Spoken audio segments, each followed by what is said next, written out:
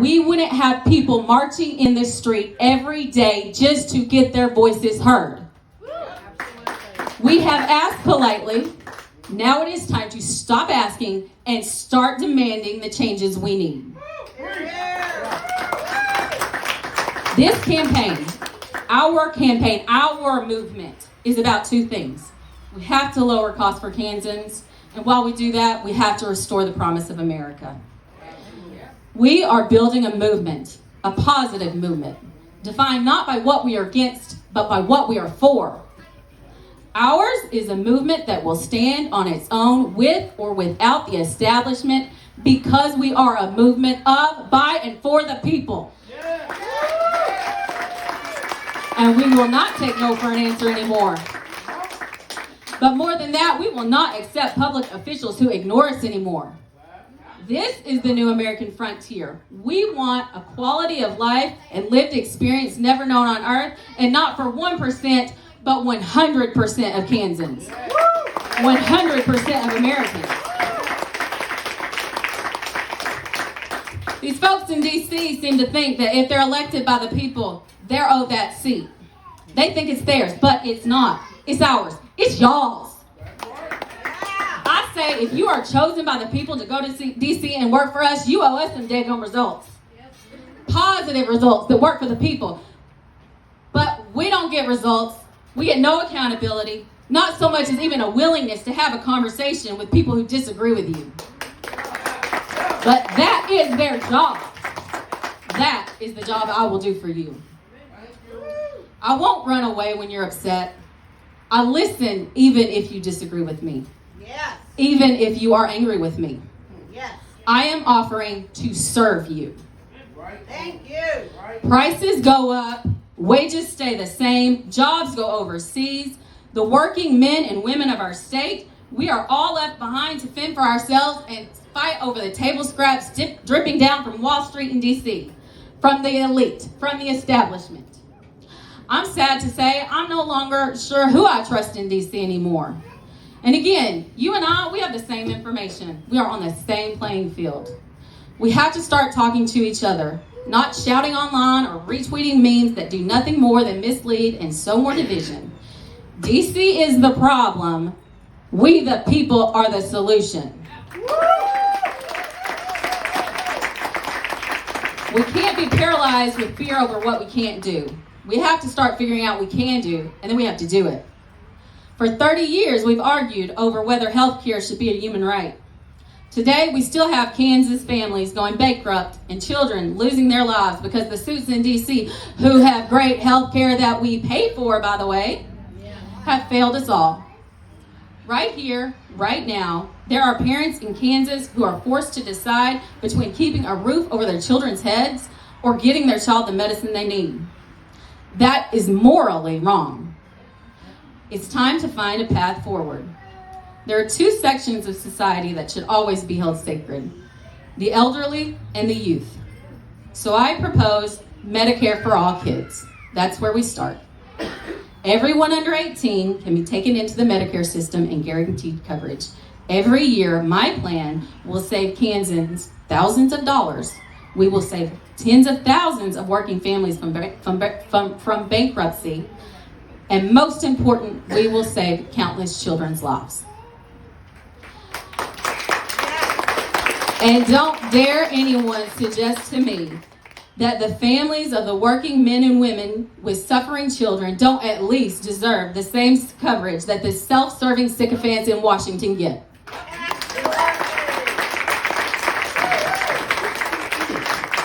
It has been 236 years since our Constitution was ratified.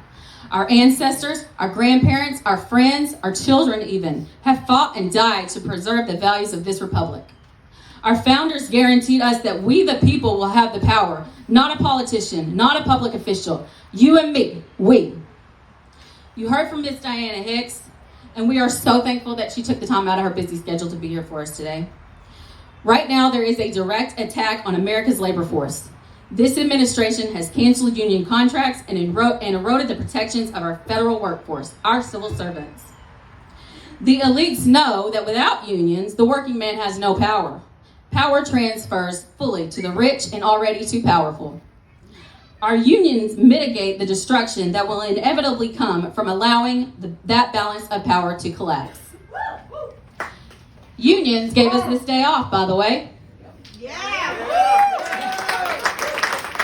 I heard earlier this year the current administration suggests that there are too many non-working holidays and there should be fewer. This just highlights the reality that those in power are so disconnected from the people they are sent to represent. Hard-working Americans are paid a pittance to punch the clock, scratch out a meager existence to keep their families fed, clothed, and sheltered, with little chance of getting ahead and moving up to a better station in life. There are 11 recognized federal holidays in the United States, and not all private businesses give their employees those days off. The reality is the Kansas laborer busts his rump to increase corporate profits and executive salaries, and our current administration has the nerve to suggest they don't work hard enough. On this day off, brought to us by the very unions under attack now, we must all stand united with our labor force and demand this attack on our unions stop. Congress needs to pass the PRO Act and strengthen the rights and protections of our labor force. It's pending in the Senate. Call your senator about that one. But nothing any of us want or hope to do will matter if we lose our democracy, if we lose our country. If the people lose their voice at the ballot box, they will lose it everywhere else. The workplace, the doctor's office, even our own communities. That's why this movement, this campaign, can't just be about lowering costs and helping people better make ends meet. It must be about defending democracy and restoring the promise of America. Democracy is under attack. It doesn't matter who started it, when or where. What matters now is that we, the people, say enough.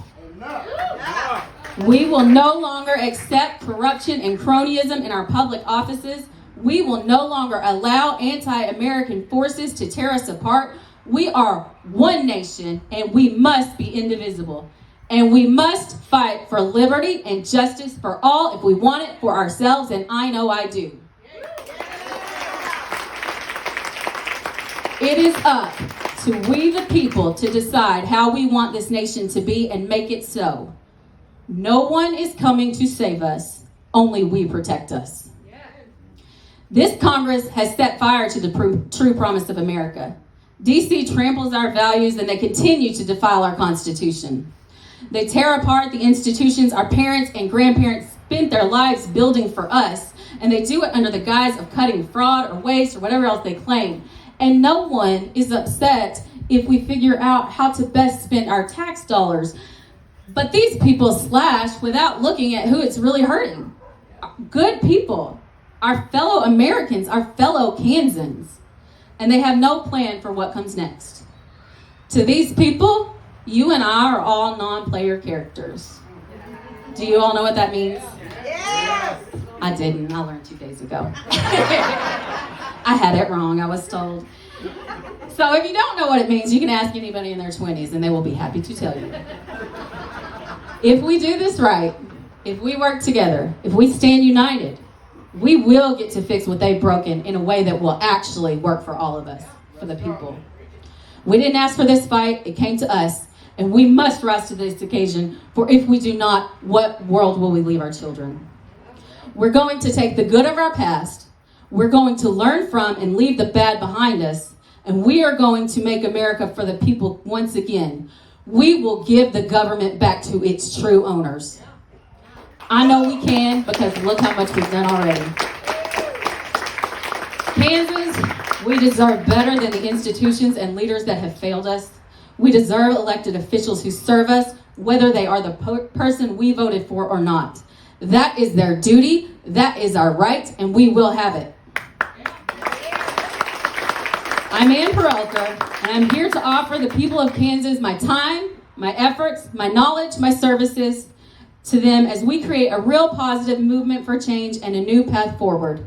I stand with you. I will fight for you because I am one of you. Together, we will serve the interests of all the people of Kansas, and we will restore the promise of America. Now go eat.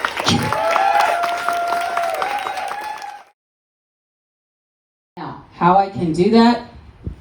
If I brought the Cliff Notes version of immigration law, is this thick. There is no way for me to sit here and explain to people how I can fix that because there's just so much of it. I have never had a case come across my desk, even if I've done that same type of case over and over and over again, that I haven't had to research because there's always some nuance to it. Immigrating to this country is very difficult, and there is a lot of bad information going around about it right now, and they are trying to villainize immigrants based on their lives. I would like to see some sort of rules of ethics for our Congress people. As an attorney, I am bound by my rules of ethics. Doctors take an oath. Who else? Social workers. Federal workers take an oath to our Constitution. I take an oath to our Constitution every year. Professional engineers. Pharmacists. Everybody has rules of ethics that they have to follow, but for some reason our senators don't. They lie to us constantly. They release these bloated, disgusting advertisements during campaign season. I would like to see them not allowed to lie to us anymore. I think if you're going to lie to the people that you represent, then you don't belong in that seat. I would also like to see a way to recall them. You go for us. If we don't like you, you need to leave. So I'll tell you this. You elect me, you come to me with a petition with as many people voted for me plus one, and I will resign. I have no problem saying that because I'm not running to be in that seat. I'm running to work for you.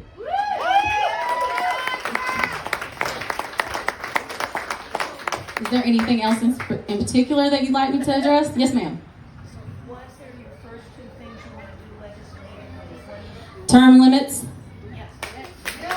And I'd also like to, I know that there's an amendment now to overturn Citizens United. I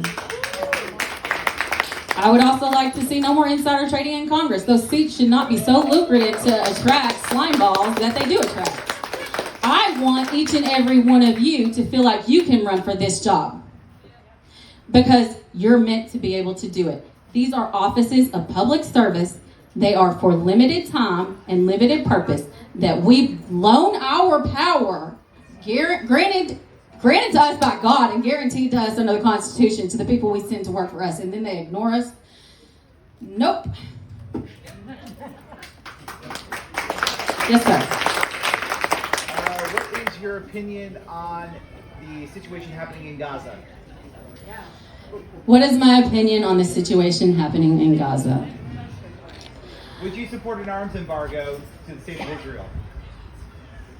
If everything that I believe right now is true, and there is no other information that I gain by my position as a senator, then yes, I believe that I would. I think that it's important to call it a genocide. I was proud, actually, of Marjorie Taylor Greene, who I do not fancy, but I was proud of her for calling that out for what it is, because it is. Those kids look like my kids, y'all. Yes. Children. And if I could go over there and fix it myself, I would. I mean, I've said before, if I could somehow give us all the world that I wish that we lived in, I would.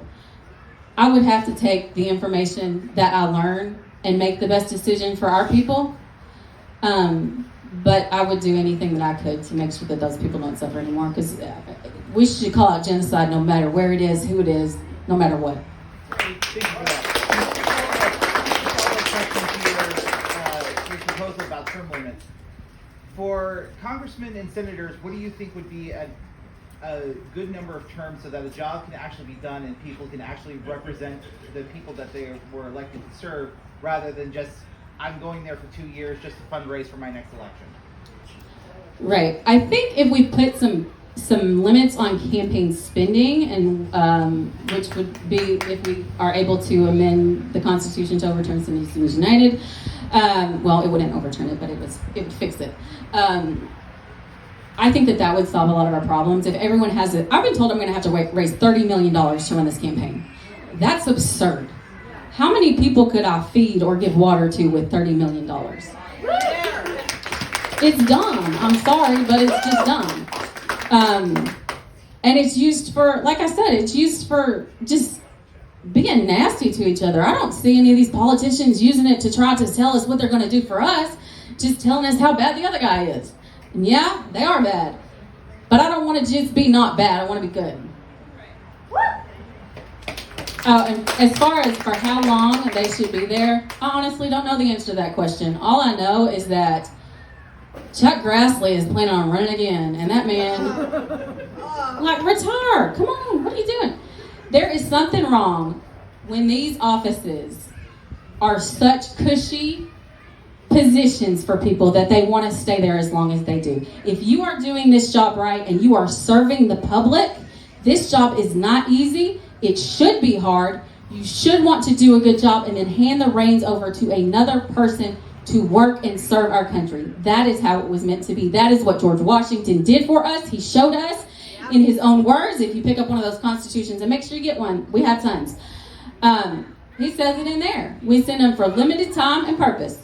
And that is what I believe, and that is what we should do. And it has just gotten, I do not know how we ended up here, but it doesn't matter. Like I said, what matters is that we now say no. Right. Would you support an age? Would you support an age limit, like an upper age limit? How many old people are here? I've thought a lot about that, and I think that there should be something. I mean, they can retire and they get good retirement. I'm still kicking around that idea in my head. So if you have input, I would welcome it, or anyone else, because I hate to be ageist. I don't think we should, because I know a lot of old people that are brilliant and would do an amazing job at that job. But I also know that Chuck Grassley needs to retire. Anyways, thank you all for coming out. Thank you for my team. Do make sure you get a constitution. That's kind of my thing, kind of like it. And thank you for the questions. I really appreciate it.